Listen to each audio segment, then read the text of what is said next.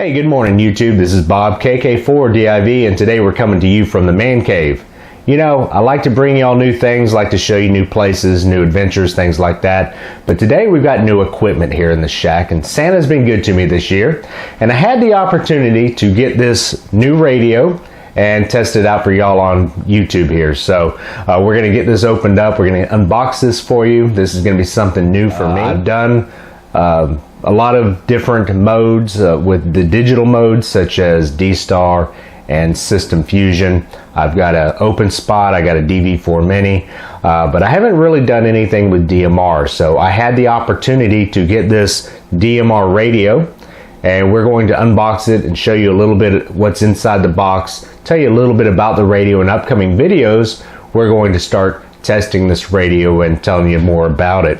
But today I'd like to just introduce you to the radio and tell you about my thoughts about DMR and my thoughts about this radio, so stay tuned. Okay, well, first let's get into this package, and as always, while I'm getting into this, I'd like to take the opportunity to thank everybody for sticking around and watching my videos here. Really appreciate y'all tuning in and supporting the channel. This is, like I said, this is something new for me. I've never used a DMR radio, but the company that makes these reached out to me and asked me if I would like to test out some of their radios. So I said, absolutely. I think it would be something good to bring to my viewers and my subscribers, and kind of bring something new to y'all, something y'all might not have seen, something y'all may enjoy. You can see it has been inspected by the customs department, got their sticker on there. But all right, so this is the Ailunce. I'm probably butchering that. Ailunce, Ailunce HD1 DMR digital transceiver. So this is the outside of the box here, just a plain brown box, nothing too exciting there, but let's get in there and see what's on the inside.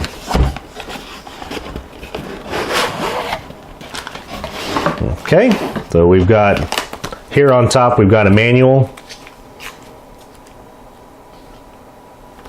It looks like it's well, it's pretty thick manual. Looks like it goes into the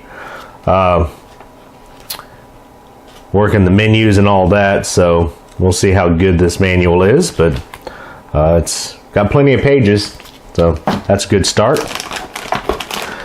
Looks like here we have a programming cable of some sort, possibly. It's got USB and looks like an adapter to go onto the side of the radio.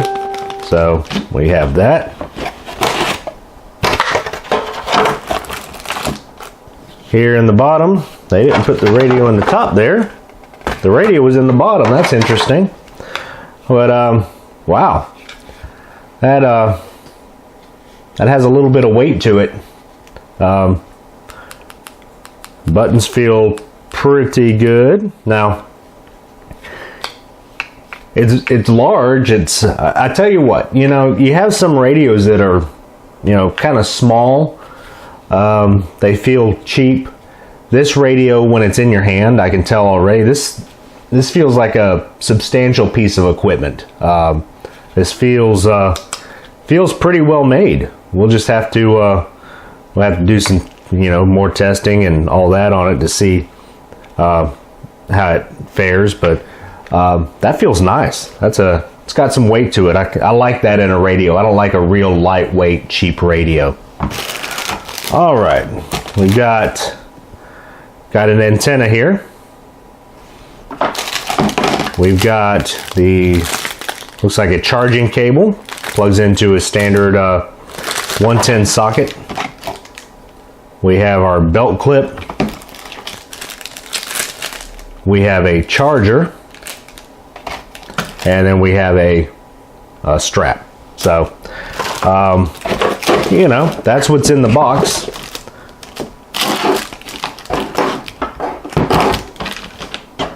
right there. So, yeah. I kind of like that. We'll be right back. We'll see what this radio looks like when it's all put together. Alright, now that I've had a little bit of a chance to play around with this radio a bit, I'm just going to reiterate the fact that I think, you know, initial impressions, this radio is pretty darn well made. It's got some heft to it without being overly heavy. I don't know, some people may think it's heavy, but I kind of like that in a radio. It you know, it makes me think it's well made, and it, you know, it's something substantial to hold on to in your hand, and it fits the hand pretty well. It's not too small. One thing I did notice about this, the battery release is down here at the bottom, and you just pull that up and the battery comes out. This is a 3200 milliamp hour battery, which is pretty good. The battery in my Yaesu FT1 is I think its stock was a 1800 milliamp hour, so this is almost double that. The battery in this, the stock battery from my Bofeng was a 2100 milliamp hour, so you know, that's not real science, but I can tell you that of my handheld radios, this is one of the largest batteries. Now that may be needed for the DMR software and the radio itself to run. It may be a bit of a, you know, power hog, but it's nice to see a nice big battery in there, and that also contributes somewhat to the heft of this radio. The antenna, as I said before, is a reverse SMA antenna. You have the male end inside the radio, female end in the antenna. You know, it's your typical, you know, dual band 2 meter 77 meter antenna. I like ones that have a little bit more flex to it, but I was able to get into the local repeater here just fine on low power using this antenna from inside the house. So not much to say there about the antenna, other than it's pretty standard and it seems to work. So I have done some programming on this radio, and I'll go into how I program the radio in probably an upcoming video.